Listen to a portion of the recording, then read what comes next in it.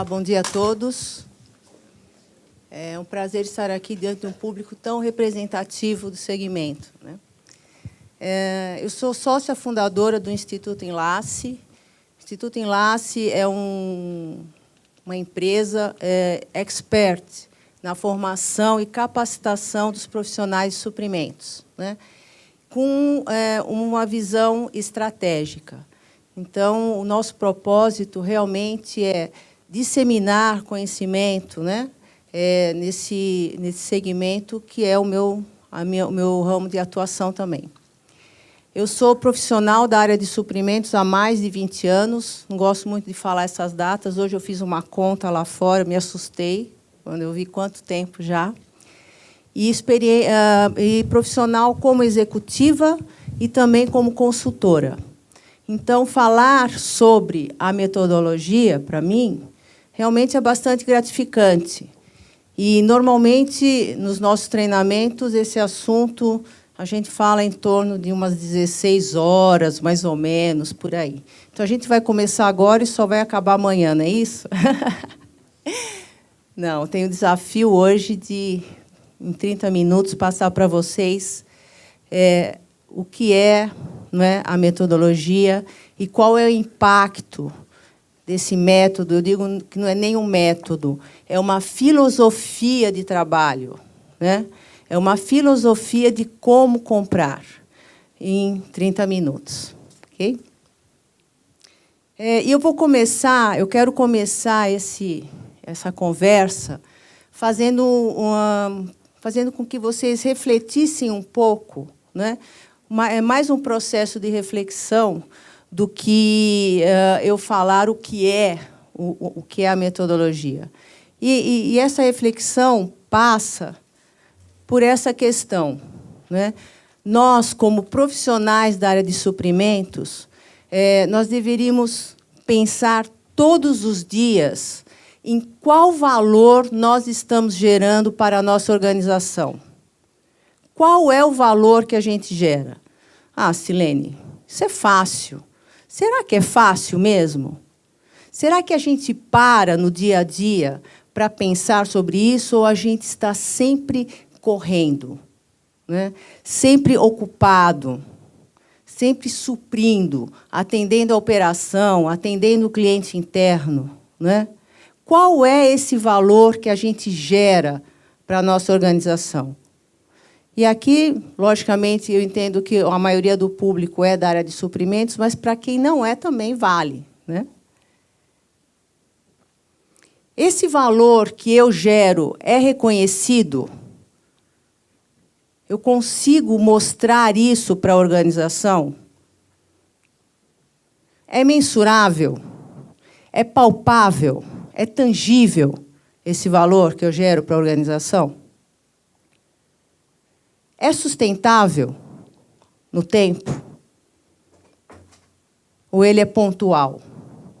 Então, são questões bastante importantes que nós, como profissionais da área, devemos ter permanentemente em nosso pensamento, em nossa ação, né? Em nossas atitudes. É possível gerar resultado? Sim. Qual que é o impacto desse resultado na operação? Como é que eu mostro isso, né, para os principais stakeholders?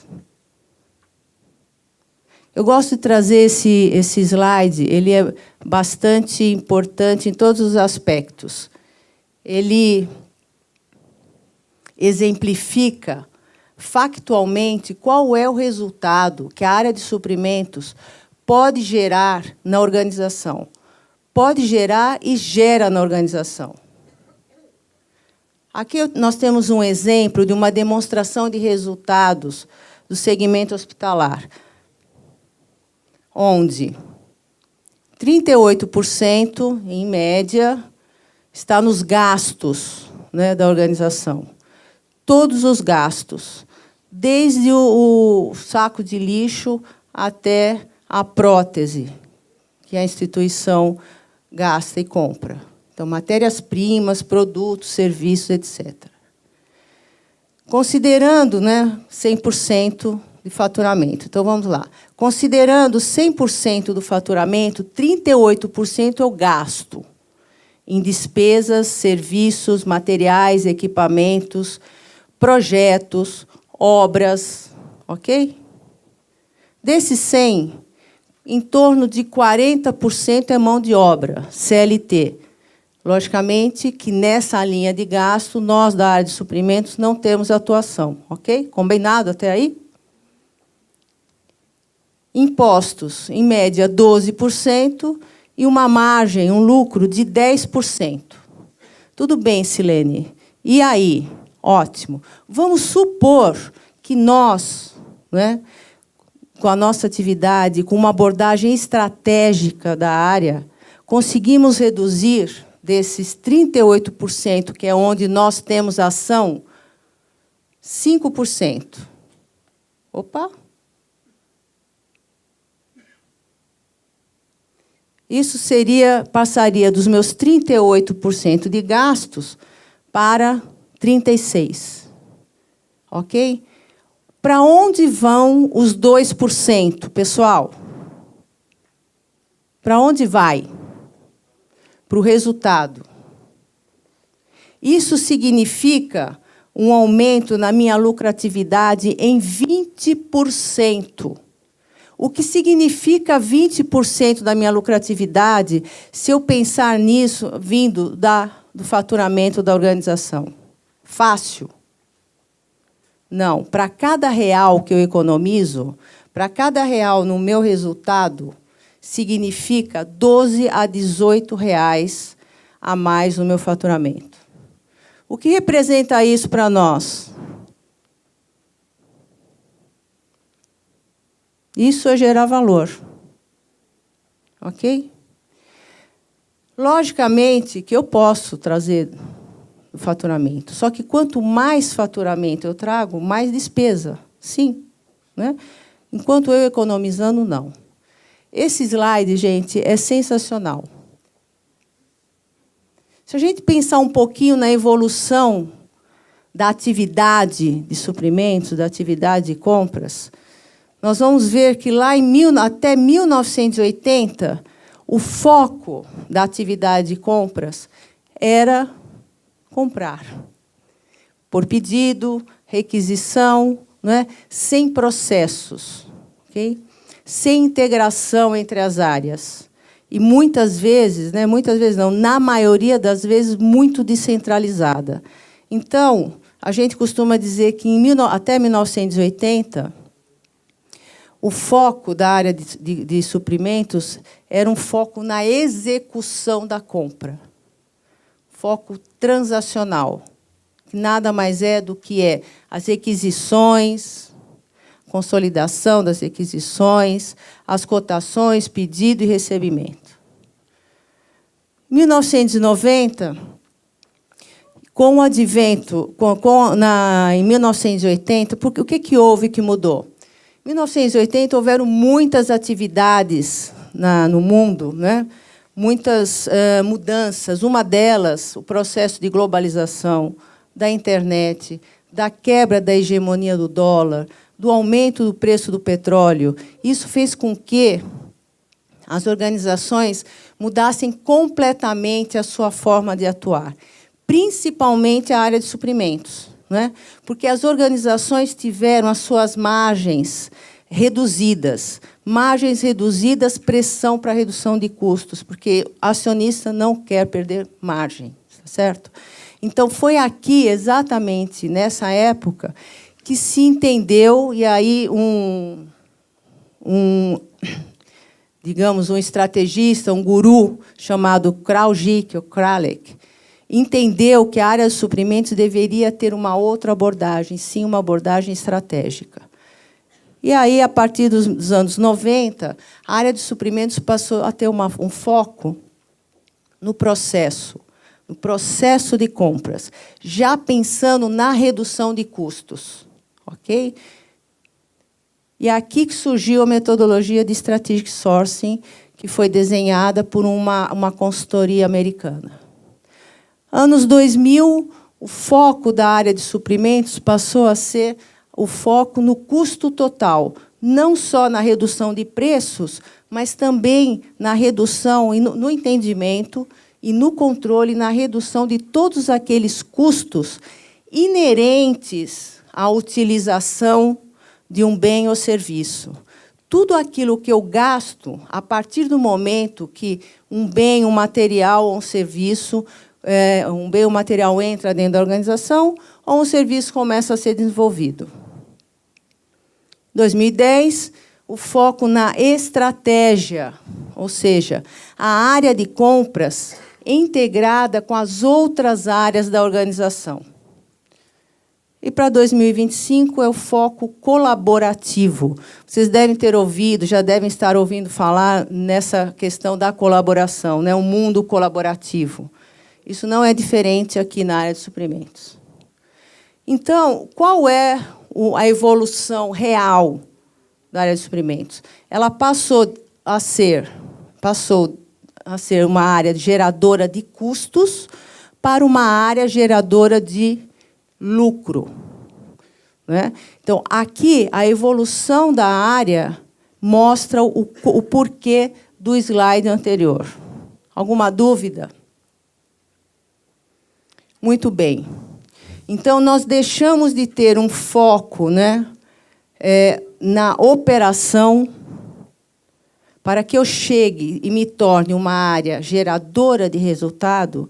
O meu foco ele tem que mudar. O meu maior esforço da área não deve estar mais na operação, no transacional, e sim no estratégico.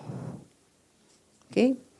E o que é, né, esse foco no estratégico? Quer dizer, Silene, então, que não tem mais operação, não tem mais requisição, não tem mais pedido, cotação? Lógico que tem, sem dúvida, né? A empresa precisa rodar e nós temos que suprir. Os nossos clientes continuam batendo lá na porta. O que muda é onde eu coloco o meu esforço e como eu coloco o meu esforço na área para que eu seja uma área geradora de resultado com aquele impacto. Então, aqui eu poderia ter colocado inúmeras informações, mas eu busquei algumas importantes que eu entendo que sejam de maior impacto, realmente, como mudança de modelo mental, como mudança de paradigma e de atitude de nós, profissionais da área, já pensando de uma forma mais estratégica.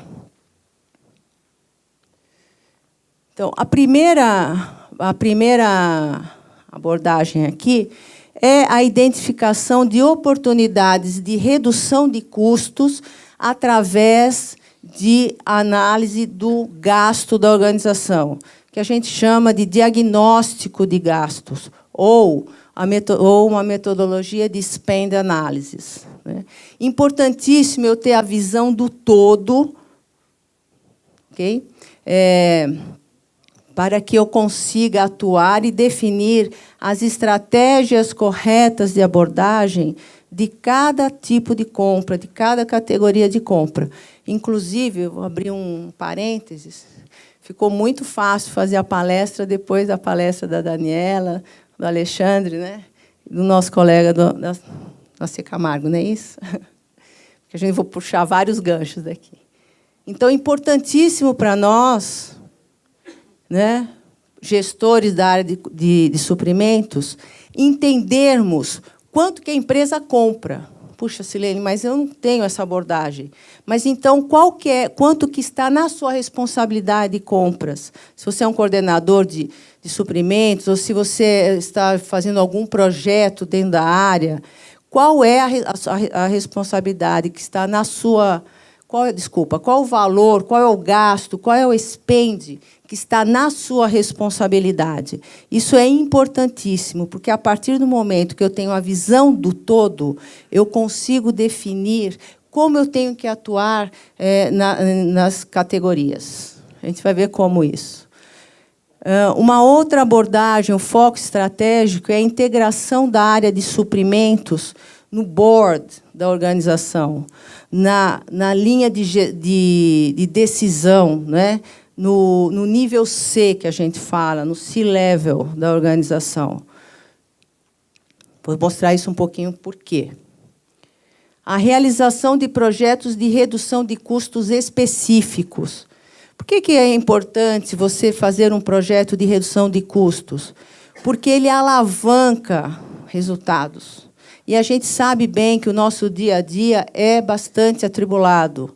Nós temos responsabilidades, né, problemas, equipe e etc. Os projetos de redução de custos alavancam resultados e fazem com que a área de suprimentos seja reconhecida e valorizada nessa geração de valor. Os processos de compras e gestão de fornecedores fortemente suportados por sistemas de internet e proxy sourcing. Como a gente está aqui, a gente sabe da importância de uma ferramenta que venha suportar aqui as atividades de suprimentos. Inclusive, depois eu puxo o gancho.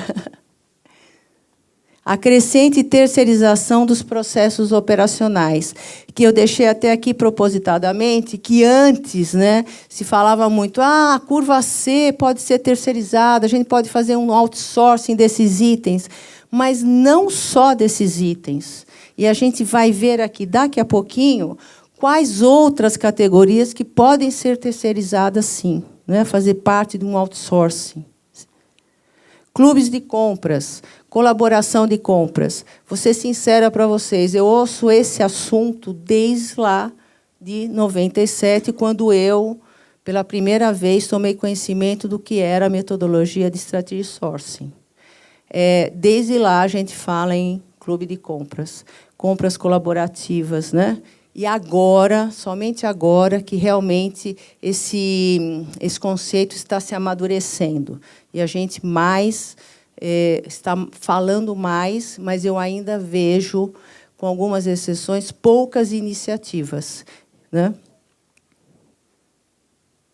E, logicamente, a globalização do mercado, né?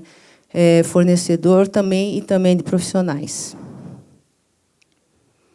Então, na minha visão, essas dimensões são uma das principais para que a gente comece a ter essa visão estratégica da área de suprimentos. A partir do momento que a área de suprimentos é uma área geradora de resultado, ela deveria fazer parte já, né, em muitas organizações já faz parte dessa tomada de decisão do board, do nível executivo, participando, né, participando aqui das decisões da organização. Muito importante, né, as decisões estratégicas, operacionais, impactam diretamente a área de compras, né? Novos investimentos, principalmente aqui no segmento hospitalar, que a gente vê que a dinâmica, né, de modernização dentro dos hospitais é muito grande. É muito grande. E a cada equipamento que é mobilizado e a cada equipamento que é desmobilizado tem um impacto direto na área de suprimentos, sim ou não? Né? Quantas vezes a gente não fica sabendo disso quando o equipamento já está lá na porta só para regularizar, né, a compra? Okay? Pensando no equipamento e pensando no custo total, muitas vezes, né, eu compro o equipamento, mas outros custos vêm comigo. A manutenção, a assistência, as peças, o técnico para treinar, o técnico para operar. Tudo isso, gente, gera gasto. E gasto negociável, ou seja, gasto que tem ação de suprimentos, né? E eu, enquanto área de suprimentos estratégica, eu tenho que ter essa informação em tempo para que eu possa atuar de forma a gerar resultado, a gerar valor para a organização. Logicamente que, a partir do momento que eu tenho essa possibilidade, né, e componho a estratégia da organização, isso gera um impacto direto nos meus clientes e gera um impacto direto nos meus concorrentes. Não é fato? Não é? Eu posso me tornar muito mais competitiva em relação aos meus concorrentes e frente aos meus clientes, prestando até serviços muito melhores, né? Legal? Ótimo. Então, o que é, afinal de contas, essa metodologia, né? Nada mais do que um método, né? Para mim, é uma filosofia, mas é um método aplicado às áreas de suprimentos, onde se analisa profundamente o custo de aquisição. Gente, custo de aquisição e não preço. Não é preço mais. Custo de aquisição, né? Traduzido aqui pelo famoso TCO, Total Cost of Ownership, por categoria de bens ou serviços, importante, através de uma profunda análise do mercado fornecedor, do entendimento da dinâmica desse mercado, avaliando especificações e níveis de serviço. Então, a metodologia ela vai nos propiciar um embasamento de informação gigantesco para a nossa tomada de decisão. Objetivo principal: redução de custos totais. Novamente, não preço, mas custo total. Uma informação também importantíssima é que essa metodologia não vale aquela máxima assim, mas aqui ela não funciona. Pessoal, a metodologia ela é utilizada em qualquer tipo de segmento, para qualquer tipo de compra. Material, equipamento, CAPEX, projetos, serviços, qualquer tipo de gasto. Tá? Então, eu, com a minha experiência, né, consultiva, já fiz projetos desde clubes até empresas de engenharia. Empresas de engenharia onde existe um paradigma muito grande. Por quê? Porque a empresa de engenharia, as construtoras, digamos assim, elas trabalham por lançamento. Hoje eu tenho uma obra aqui, eu tenho uma obra ali, né? Por obras. Como é que a gente pode conseguir fazer uma projeção, um planejamento de compras para aplicar a metodologia? Muito fácil, né? Então, estou dando esse exemplo para a gente não pensar, mas aqui não cabe bem, aqui na minha empresa não funciona. Funciona a partir do momento que se tem firmemente aqui quais são os conceitos da metodologia, né? Como é que se aplicam esses conceitos? Legal? Então, aqui é a forma, né, como nós trabalhamos a metodologia e como nós também treinamos equipes na abordagem da metodologia. Ela está dividida em 8 etapas bastante claras entre si, e nós agrupamos em 3 grupos, bastante também diferenciados. O primeiro grupo é um grupo de fundamento. Quanto tempo eu tenho? Quem pode me falar? Para saber se eu posso entrar um pouco mais aqui. Tá. Então, o primeiro grupo é um grupo de fundamentação, onde eu vou buscar todas as informações necessárias sobre o meu histórico de gastos. E aqui a palestra da Daniela foi matadora, porque a principal informação que eu preciso aqui, e é fator de sucesso da aplicação da metodologia, é a especificação. Eu preciso, sim, ter uma especificação genérica definida por atributos técnicos, definida por atributos de utilização, exatamente como a Daniela comentou. Eu iria falar sobre isso, não vou mais, porque a gente pode usar aqui a tua palestra aqui. Então, fator de sucesso é especificação. E muitas vezes eu ouço dizer, Silene, desculpa, mas não é responsabilidade da área de suprimentos especificar. É responsabilidade da área de suprimentos entender o que ela precisa de informação para poder ir para o mercado. Okay? Segunda etapa, o segundo grupo é um grupo de definição de estratégias, propostas, tá? Buscando redução de custos. E aqui o grupo 3 é o grupo onde nós estamos mais acostumados a trabalhar, que é o grupo de negociação, de cotação e negociação. Eu não vou entrar nos detalhes, porque senão a gente vai ficar aqui 16 horas falando, mas eu quero mostrar para vocês as principais ferramentas utilizadas na metodologia. E, muitas vezes, a gente ouve falar dessas ferramentas soltas, mas, dentro da metodologia, elas fazem parte do processo de análise estratégica. Categorização de gastos, importantíssimo. Matriz estratégica de fornecimento, ou de relacionamento com o fornecedor. Análise do mercado fornecedor, 5 forças de Porter. Definição do baseline, vocês já devem ter ouvido falar, né? Baseline, histórico de gastos, de preço e de custo total. Modelo de custo total. Elaboração e envio da RFI, RFP, RFQ. É a Request for Information, pedido de informação do mercado fornecedor, pedido de proposta técnica e pedido de cotação. Técnicas de negociação estratégica. Gestão do custo total.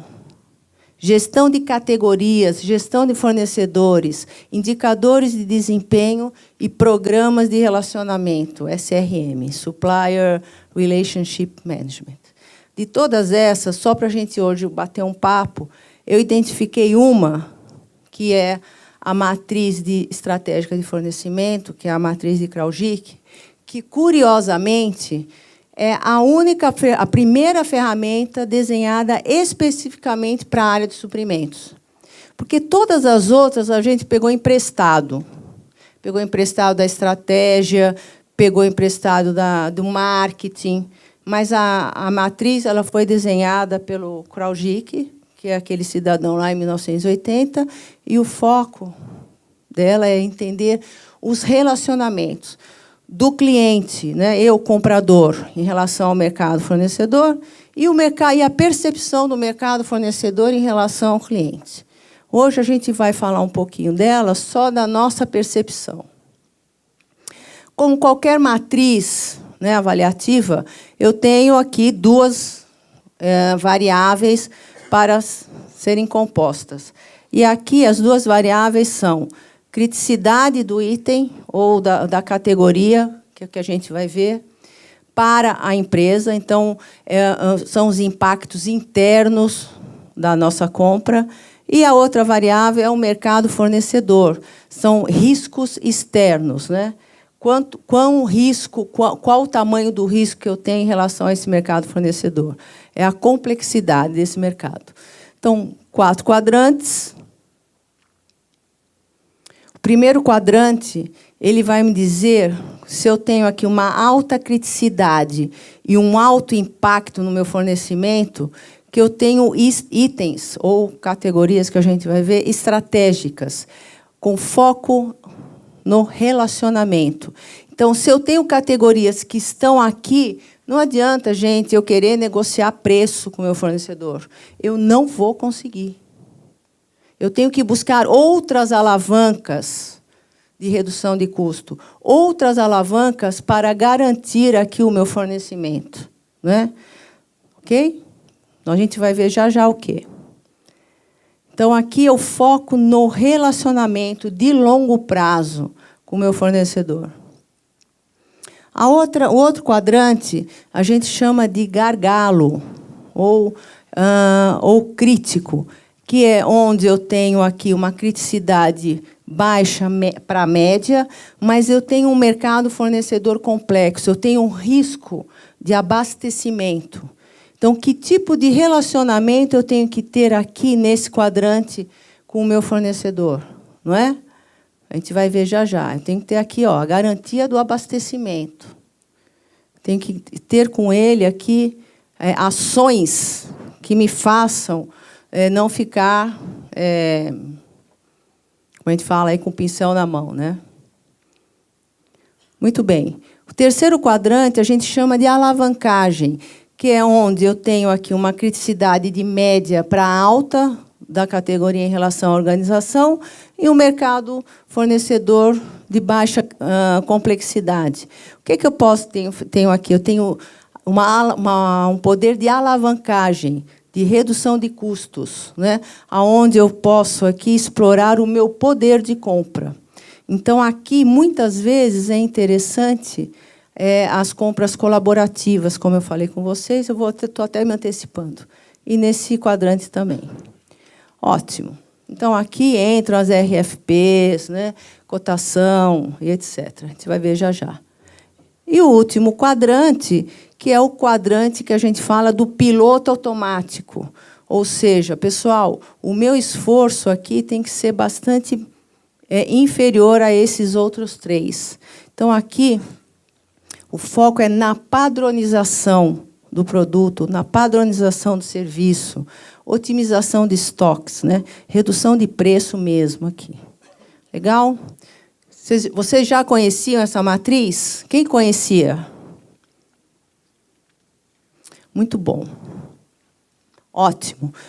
Com esse entendimento, logicamente que o que eu estou falando aqui é super rápido, tem, né, todo um trabalho atrás de avaliação, mas a ideia que eu quero passar para vocês é justamente essa, para que a gente reflita sobre a nossa ação, né, diária. Ok? Então, esse slide, eu também gosto desse slide no seguinte aspecto. Ele mostra para mim, dentro de cada quadrante, quais os tipos de relacionamento que eu posso ter com o meu fornecedor em relação à categoria que estiver naquele determinado quadrante. Lembrando que aqui os de cima focam no relacionamento e nos quadrantes de baixo foco na transação. Então, estratégico, integração vertical, alianças com fornecedores, desenvolvimento de fornecedores, desenvolvimento de novos itens, né? Parcerias, ok? No gargalo, consórcios de compras com o objetivo de juntar volumes, compras colaborativas, contratos de longo prazo, que a gente não gosta de fazer, mas é importantíssimo para garantir o fornecimento. Terceirização, outsourcing. No alavancagem, contrato de preços e mercado spot, compras spot, também compras com negociação agressiva. E aqui no nosso piloto automático, catálogos eletrônicos, compras descentralizadas e também a terceirização de compras. Legal? Bom, aqui eu fiz um exercício, tá? Coloquei aqui algumas categorias que provavelmente vocês devem comprar e peguei essas categorias muito em alto nível, essa análise, tá, pessoal? Muito em alto nível, para exemplificar apenas. E coloquei aqui na matriz, tá? Como um exemplo daquilo que vocês podem praticar, né? Exercitar no dia a dia. Então, eu considerei aqui medicamentos, mas aqueles de alta criticidade e de mercado... Estou acabando já. Nossa, vou terminar no tempo, não estou nem acreditando nisso. Medicamentos onde eu tenho 1 ou 2 fornecedores, né, indústrias farmacêuticas, a gente sabe como é que isso acontece, considerando. Então, são itens estratégicos, né? Itens, pessoal, não adianta querer negociar preço. O poder de barganha não está conosco nesse momento, o poder de barganha está com a indústria, né? Então, como é que a gente consegue trazer benefícios? A gente consegue, trazer outros benefícios que não preço. Coloquei aqui as próteses, né, o PMS, equipamentos hospitalares, são bastante específicos no meu entendimento. Aqui no crítico, né, no gargalo, seringas, agulhas, catéteres, etc. Aqui no alavancagem, eu coloquei serviço de limpeza especializado, serviços jurídicos, trabalhistas, mão de obra terceirizada, manutenção de equipamentos, uniformes, EPIs e alimentos e bebidas. Aqui no piloto automático, descartáveis, escritório, higiene, produtos de higiene, sanitário, papéis sanitários, serviços de limpeza, segurança gráfica, computadores e telefonia. Só um exemplo, tá, pessoal? Foi um exercício que eu fiz só para a gente pensar no assunto. Legal? Alguma dúvida? Muito bem. Terminando. Eu adoro colocar aqui o Einstein, né? Cientista, cara todo quadrado, números, física quântica, sensacional. Mas o Einstein, quando ele estava ficando já nessa idade aqui, esse dia aqui da língua foi o dia do aniversário dele, para um fotógrafo que perguntou quantos ele estava fazendo, ele mostrou a língua para o fotógrafo. Eu não quero, quando chega uma certa idade, não fala mais, né? Ele chegou à conclusão que ele já não era tão criativo com a idade. E aquilo para ele começou a atormentá-lo. E foi aí, então, que ele teve uma grande sacada. Uma grande sacada. E essa sacada não tem nada a ver com números. E o recado que eu quero deixar aqui também é esse. A sacada é que ele definiu... Opa! O que é insanidade humana? Vocês já ouviram falar sobre esse conceito, sobre essa definição do Einstein? O que é insanidade humana para o Einstein? É realizar a mesma tarefa ao longo do tempo e continuar esperando resultados diferentes. Então, isso aqui acho que é a principal reflexão que eu gostaria que vocês fizessem. Para a gente gerar resultados, ser uma área geradora de resultados, ser um profissional da área de suprimentos diferenciado no mercado, eu tenho que partir daqui. Começar a fazer diferente e me permitir aquilo que eu faço hoje. E a outra máxima é Sócrates, que é só sei que nada sei. A partir do momento que eu estou aberto a aprender novos conceitos, novas atitudes, né? Eu estou aqui em vantagem em relação àqueles que acham, não, já sei tudo, não quero mais aprender nada, e etc. Legal? E aqui, no final do dia, né, a gente vai ter um sorteio de 5 livros. Né, o meu livro, que eu escrevi sobre a matéria, é o primeiro livro no Brasil, totalmente em português. É um manual de aplicação da metodologia. Já está aí na 3ª tiragem. E vocês podem encontrá-lo em todas as livrarias ou na hot page do livro. Bacana? Então, a gente vai sortear agora no final, né? Alguma questão? Super obrigado, Silene. Vamos... Aqui meus contatos aqui. Vai. Legal? Obrigado, pessoal. Obrigado, Silene. Muito legal estruturar, né, o conceito de uma maneira organizada para as nossas cabeças. Acho que você ajudou muito a gente.